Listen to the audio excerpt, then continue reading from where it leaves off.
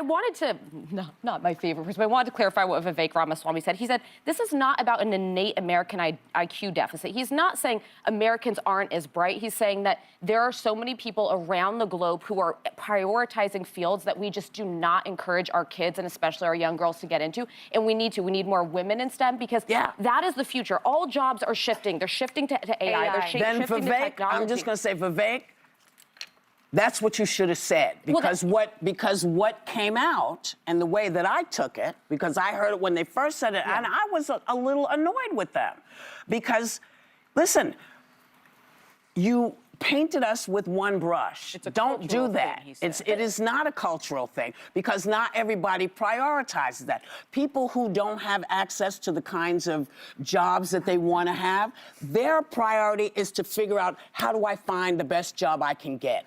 People who are prioritizing differently from big city people, you know, it's a different thing. So please don't paint us all with the same swath. What I'm struck with is that Trump ran on, let's get all the immigrants out of the country so that Americans can get the jobs. And now they're saying, oh, sorry, you can't do the job. Right. And Trump, so whatever. Yeah.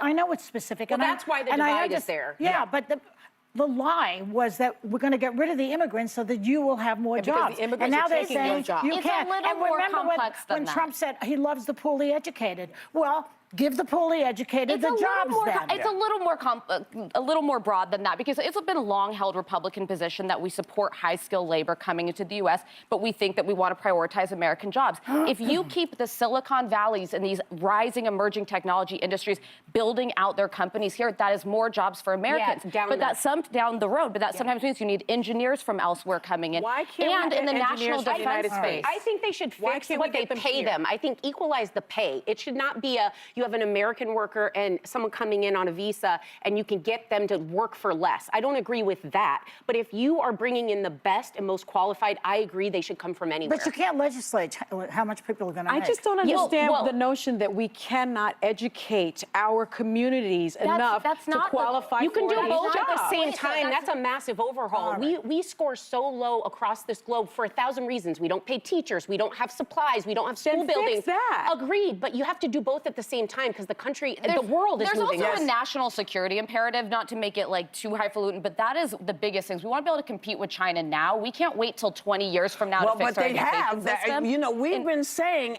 we need education for everybody.